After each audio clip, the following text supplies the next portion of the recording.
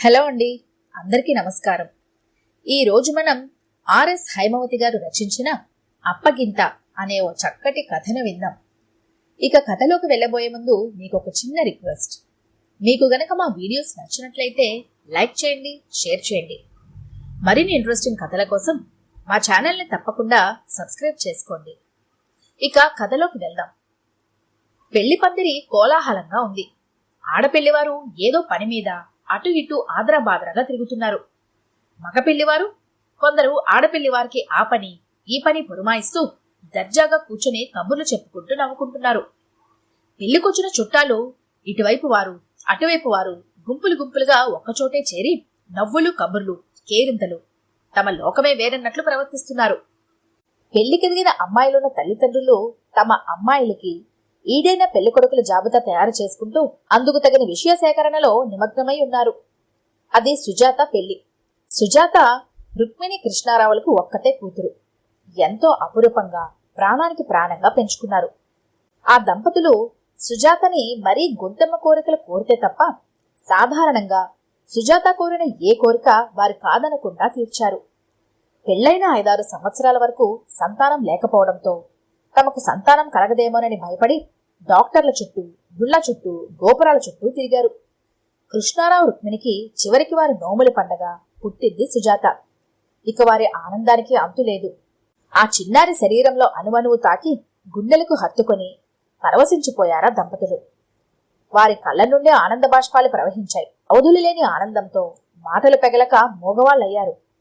కొన్ని నిమిషాలు ఆ దంపతులు.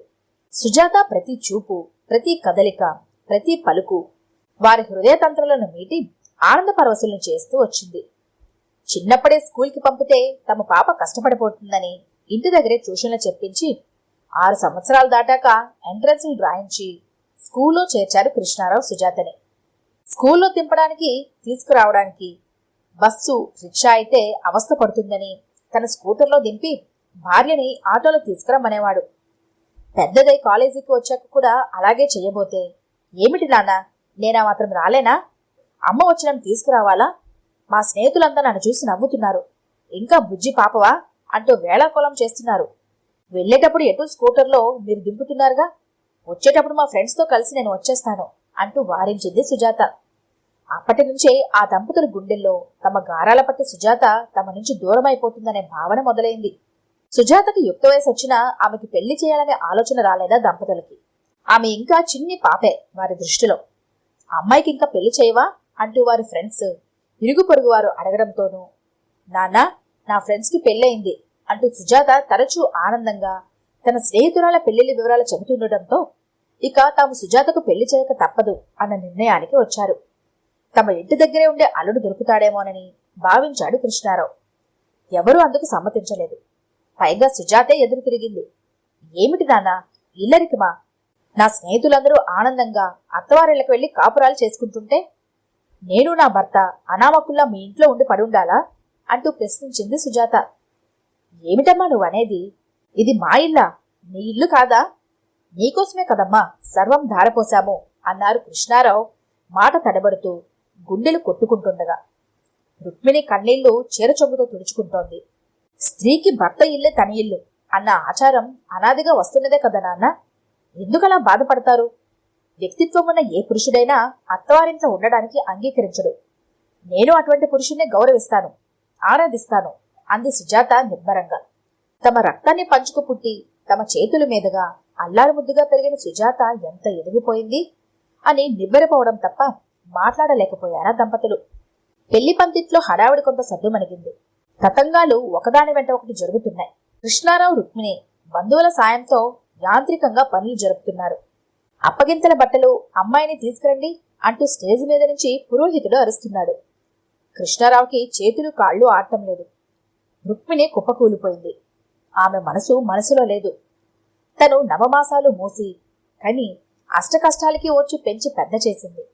అయినా ఇక ఈనాటితో తనకు ఆమె మీద ఎటువంటి హక్కు, అధికారం, అడిగే అర్హత ఉండవు. తను ప్రాణానికి ప్రాణాధికంగా పెంచుకున్న సుజాత మీద సర్వ హక్కులు మరొకరికి దారాదత్తం చేయాలి. ఇది ఎంతటి ఆవేదన! పైకి ఆక్రందించలేని గుండెలు పిండే ఆవేదన.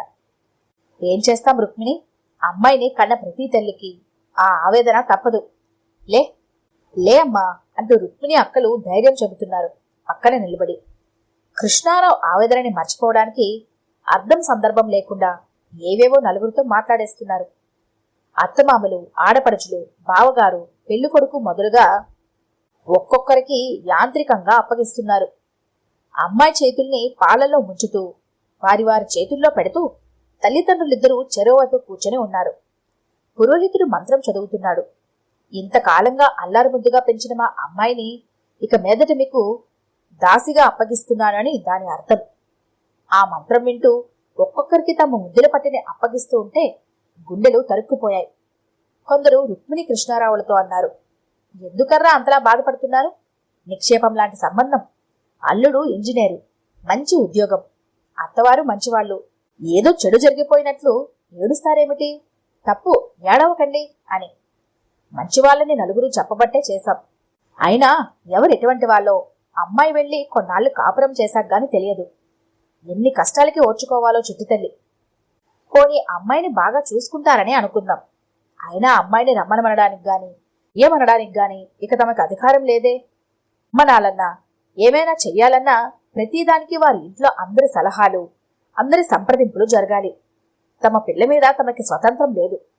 తమ అమ్మాయి మరొకరికి సొంతం అన్న ఆలోచనే ఎంత ఆవేదన కలిగిస్తోందో అమ్మాయిలోని తల్లిదండ్రులకి అర్థమవుతుంది.